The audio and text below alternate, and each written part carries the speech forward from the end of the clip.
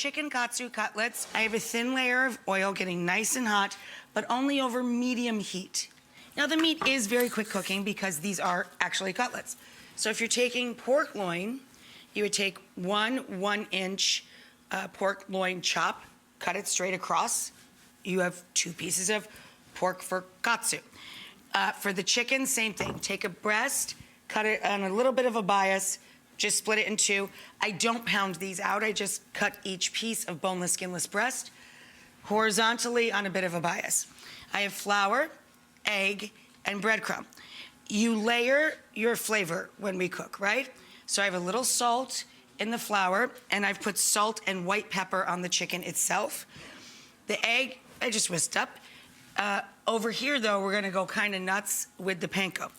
We're gonna hit it with 1/3 of a palmful each of garlic, ginger, and onion. And I put a little bit of cilantro in there as well. So I'm gonna coat a couple at a time here. And you know the standard dredge, flour, egg, and then your crumb of choice. And we should always fill the pan so that everything has the same cook time. You don't want to put one piece in, then go back and bread another piece. They're all going to have different cooking times. So we want to make sure that we put in 3 or 4 pieces, whatever's going to fill your pan, right? All at the same time, so we have that consistency in our cook time.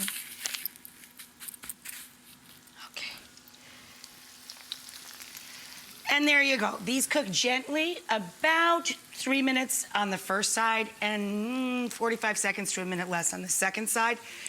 Pretty quick cooking, but you want to give them long enough to develop that really deep golden, beautiful, crusty color. And this is what it looks like when you take it out of the shallow fry. And then I pop it up on top of a baking sheet lined with a rack, a cooling rack, so that the heat can circulate all the way around the cutlets and keep that coating nice and crisp and attached to the piece of chicken. About 3/4 of a cup of ketchup for up to 8 cutlets. Add to that, shake it up first, about 3 tablespoons or 3 glugs of Worcestershire. 1, 2, 3.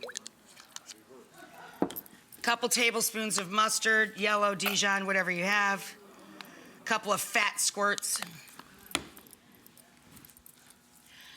Some ají mirin, 1, 2 count of that.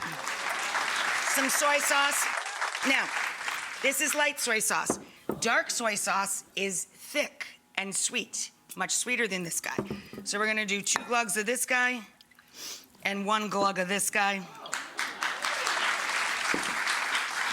And a little sprinkle of sugar, about a tablespoon of the sugar, and then you mix that all together, and that's the sauce that you're gonna drizzle all over your doodads.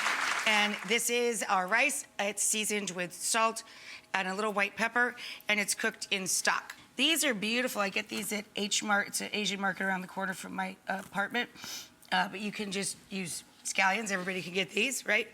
Finely chopped green onion. Or these beautiful fat chives come with the buds still on the top. They have the little flowers on top. It's so delicious. They're fantastic, and they have great texture.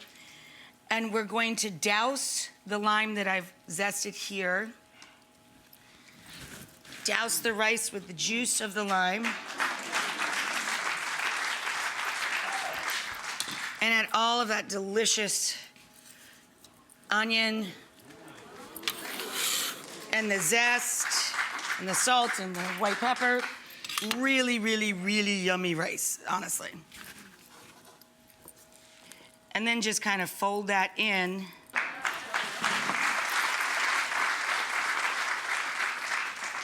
Load that into our little rice bowl here. We take our sauce, our katsu sauce, with the ketchup and the Worcestershire and the mustard and the soy sauce, and you just go down like that.